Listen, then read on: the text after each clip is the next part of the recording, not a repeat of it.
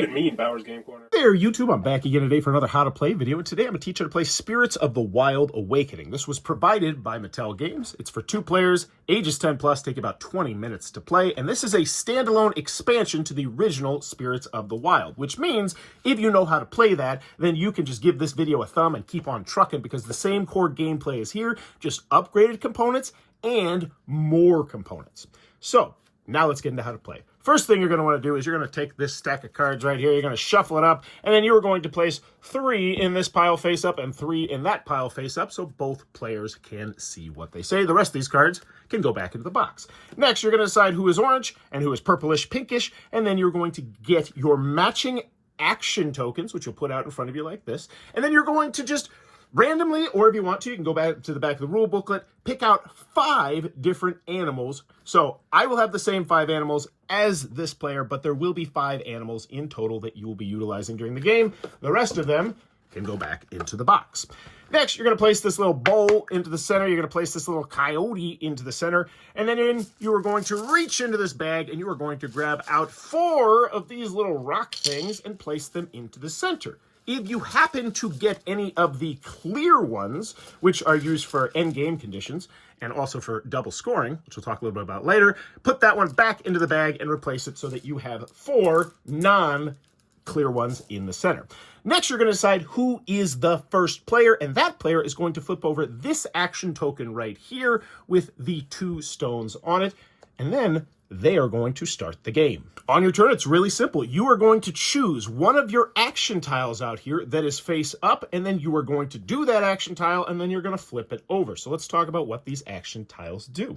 First, you have these 2 right here that have this symbol. This symbol means that you're going to take one of the stones out of the center and place it onto one of your boards out here.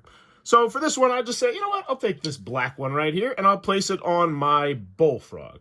Now, why does it matter which animal you place on it? Because if you look at all the different animals, they will each have different ways that they're going to score. So for the bullfrog, 3 of a kind is going to get me 2 points, and when complete, add 3 and take 2. Now, you'll see these terms a lot. Add, take, return, that sort of stuff. So add 3 means you're going to add 3 to here. Take means you're going to take from here. And I think you can probably figure out what returning or adding stones to the bag means, but it means you're going to add or return these stones to the bag. So for this one, I have grabbed mine, and now I'm going to flip it over. Now, these 2 action tiles actually need to be next to each other because once you flip over both of them, they will form a coyote, and you will get to move the coyote. Also, sometimes on some of the tiles, you will see a coyote as well, like on these ants. Whenever you fill one of these with a stone, that means you get to move the coyote, which starts in the center. But now we should talk about the coyote before we get into the other action tiles because he's very important, and you'll see him on some of the action tiles. When you place the coyote, you don't have to, first and foremost. If it's somewhere you like it, you can just ignore that.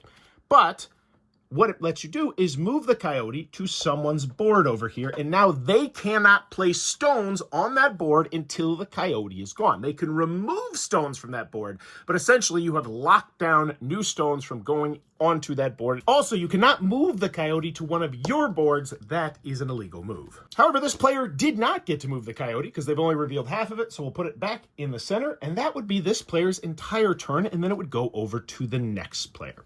So next we'll talk about this one right here. This just means you get to draw 2 stones, and you can see if you're the first player, this one comes face down when you first start the game. However, it will come back, but we'll talk a little bit about that later.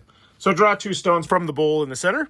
Next, we need to talk about this symbol right here. This means that you are going to draw that many stones from the bag and then place them into the center right there. And when you draw them from the bag, you do not look.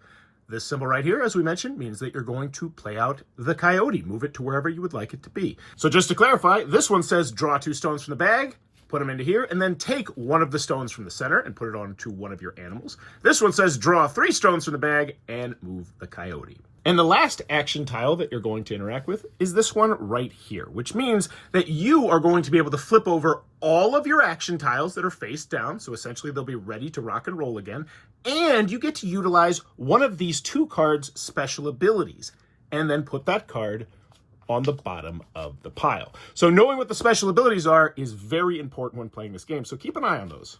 Now, a couple situational rules when it comes to the action tiles. If you cannot choose an action because you can't complete it, then you can't do the action. So for instance, right now, let's pretend that there were no stones in the center. I could not do this action because there's no stones to take. Likewise, I couldn't do this action. Also, I couldn't do this action right now. The reason why I can't flip over all of my tiles is because in order to do this action, you must have at least 3 tiles face down. And this does not count as one of the tiles. So it can be like, yeah, 3 tiles face down. You know, that's why they made this one double-sided, so you can't skirt the system. Now, the only way you can break that rule is if you and your opponent both agree that you have no legal move on your turn, in which case you flip one of your action tiles face down without performing the action and pass your turn. And that's the core gameplay loop. But let's talk about those clear stones, what they do and what you can't do with them. So these clear stones serve a couple different purposes. First and foremost, you'll notice that there's a circle in the top right-hand corner of all these monsters. That is the only spot that you are allowed to slot these stones unless text says otherwise. When you put this stone up there, though, you are saying, I am not going to add anything else to this card the remainder of the game unless I'm able to remove this stone first. And when endgame scoring comes up, if you have a stone in the upper right-hand corner, you're going to score double for that specific animal. So right now, I would be scoring double for Bullfrog and regular for all the rest of my animals. And it's an endgame trigger. So when 5 stones are out grand total, either on people's boards or in the center, the game will end at the end of that turn if there are still 5 stones out. Scoring is really simple. You're going to look at your animal and you're going to see how much you scored on that animal. So for instance, the jackrabbit, I would score absolutely nothing because I didn't fill it in at all. For this pack rat, I would end up scoring 6 points because it said whenever you move the coyote, place 1 stone from the bag into pack rat's nest. You get 1 point per stone and 3 points per spirit stone, aka these clear ones. So during this game, I put 6 in here. Unfortunately, none of them were clear. For the bullfrog, despite the fact I have the double point modifier up here, I would score nothing because you only score 3 of a kind, gets you 2 points, and when complete, you add 3 and take 2. So it's a cool special ability, and I didn't utilize it. Also, one thing I want to mention on the bullfrog and a lot of other ones is you'll notice some lines sometime. That means that those have to be matching colors. So for instance, the turtle doesn't need matching colors, the ants don't, the beaver does. Boop, boop, those have to match, and then those 2 have to match. Nice little graphic design there. Anywho, after each player has added up the points they scored for each animal board, the player with the most points is going to win the game. And if there's a tie, whoever has the coyote on one of their boards at that time is going to win the game. And the coyote does not block scoring. So even if this coyote was here, I would still score my 6 points for the pack rat, or my 12 points if I happen to have that beautiful stone up there. But that's how you're going to play Spirits of the Wild Awakening. If this helped you out, please be sure to click on that subscribe button as I teach new games all the time. This video is brought to you by all of my amazing Patreon supporters, and I would love it if you would join their ranks and have your name immortalized in the end of many of my videos for the end of time. But consider for only $1 a month, and as always, thanks for stopping by.